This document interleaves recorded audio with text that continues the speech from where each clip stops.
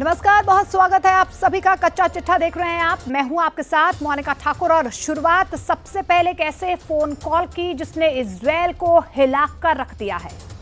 यह सिनवार की एक फोन कॉल ने पूरे इजरायल में हड़कंप मचा दिया है। सऊदी अरब की मीडिया में बताया गया है कि सिनवार ने फोन करके इजरायल को एक मैसेज भेजा है। मैसेज ये है कि अगर इजरायल सीज फायर चाहता है तो उसे गाजा पर बमबारी रोकनी होगी। लेकिन इजरायल की वॉर कैबिनेट में कुछ ऐसा हुआ जिसने नेतन्याहू की लीडरशिप को एक्सपोज कर दिया है।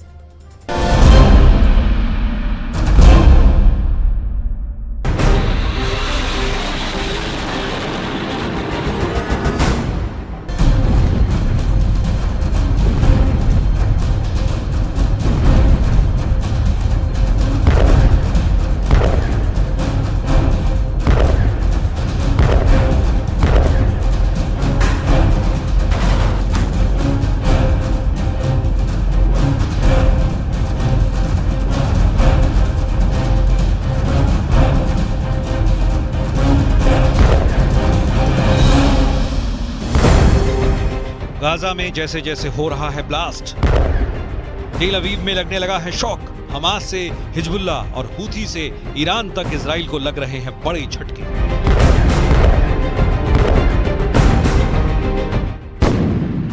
क्योंकि ईरान के हमले से पहले अब आपस में लड़ने लगा है इजराइल के प्रधानमंत्री बेंजामिन नेतन्याहू और रक्षा मंत्री योव गैलेंट में हो गई है बिग फाइट। इजराइल का मीडिया बता रहा है कि गाजा के युद्ध पर बट गया इजराइल का war cabinet. Times of Israel ने छाप दिया। जेरूशलम पोस्ट ने भी बता दिया कि नेतन्याहू और गैलेंट आपस में भिड़ गए। हॉरिट्ज में भी खबर छपी है और ये बात अमेरिका की मीडिया तक पहुंच चुकी है। विदेश और रक्षा मामलों की कमेटी की मीटिंग हुई।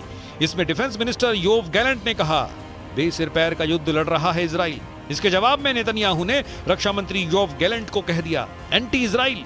अपनी लीडरशिप के बीच इस झगड़े को देखकर पूरा इजराइल सदमे में है, क्योंकि अब भी 120 बंधक हमास के कब्जे में हैं। जबकि नेतन्याहू लगातार कहते आ रहे हैं कि वो एब्सोल्यूट विक्ट्री यानी पूर्ण विजय का वादा करते हैं। गाजा की गलियों से लेकर तेल अवीव में सत्ता के गलियारों तक इस वक्त तूफान मचा हुआ है, क्योंकि इजराइल को बार बार बैड न्यूज मिल रही है। इजरायली सेना इस वक्त 24 घंटे युद्ध की हालत में है, क्योंकि ईरान से जवाबी हमला कब और कैसे होगा ये ईरान के सुप्रीम लीडर अली खामनेई के अलावा कोई नहीं जानता। और इसी उलझन ने नेतन्याहू और उनकी पूरी वॉर कैबिनेट को बहुत बड़ी कश्मकश में डाल दिया है। इजराइल और खासकर बेंजामिन नेतन्याहू के लिए दूसरी बुरी खबर इजराइल के ही एक पूर्व जनरल की तरफ से आई है। अरब मीडिया की रिपोर्ट में इजराइल के पूर्व जनरल इत्जाक ब्रिक ने बहुत बड़ा धमाका कर दिया है। जनरल इत्जाक ब्रिक के मुताबिक गाजा में इजराइल के ज्यादातर सैनिक हमास की नहीं बल्कि अपने साथियों की गोली से मर रहे हैं। जनरल इत्जाक ब्रिक के मुताबिक इजरायली सेना में अनुशासन खत्म हो चुका है। पूरी फौज बहुत बड़े मानसिक दबाव से गुजर रही है। जनरल इत्जाक ब्रिक के मुताबिक जीत के जो भी दावे किए जा रहे हैं वो सब फर्जी हैं और गाजा से असली खबरों को ब्लैकआउट कर दिया गया है। इजराइल को और ज्यादा परेशान करने वाली तस्वीरें रूस से आई हैं। पुतिन ने फिलिस्तीन के राष्ट्रपति महमूद अब्बास से मुलाकात की है। ये मीटिंग मॉस्को से 50 किलोमीटर दूर नोवो ओगारियोवो में हुई है। यहीं पर पुतिन का महल है, जिसे रूस की बहुत ही सीक्रेट लोकेशन माना जाता है। पुतिन ने फिलिस्तीन के लिए जो मैसेज दिया है वो इजराइल को परेशान करने वाला है।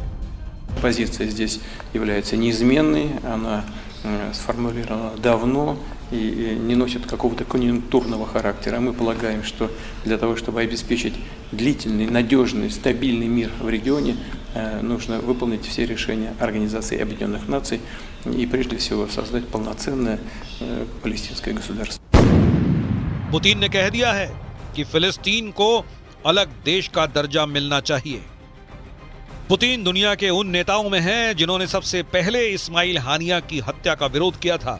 जाहिर है ये बात नेतन्याहू को पसंद नहीं आई और अब फिलिस्तीन के राष्ट्रपति महमूद अब्बास के साथ पुतिन की मीटिंग ने इजराइल से लेकर अमेरिका तक को बहुत बड़ी चोट पहुंचाई है, क्योंकि महमूद अब्बास ने पुतिन से इजराइल से ज्यादा अमेरिका की शिकायत की है।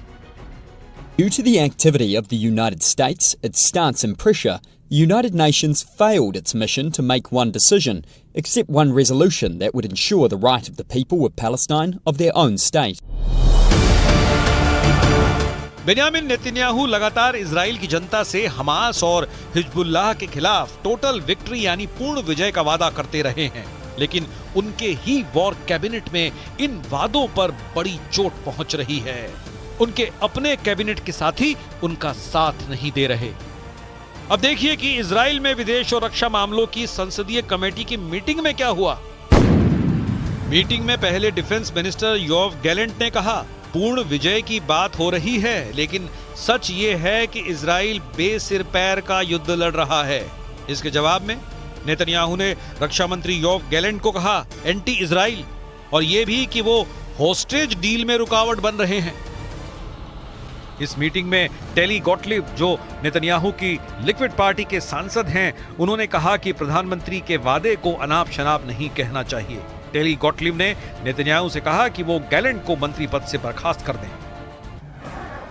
इन सब के बीच गाजा से हमास ने एक वीडियो रिलीज किया है। इस वीडियो को देखकर इजरायली फौज तनाव में है, क्योंकि पूरा गाजा मिट्टी में मिलाने के बाद अब हमास ने साबित कर दिया है कि उसकी रॉकेट फोर्स अब भी एक्टिव है।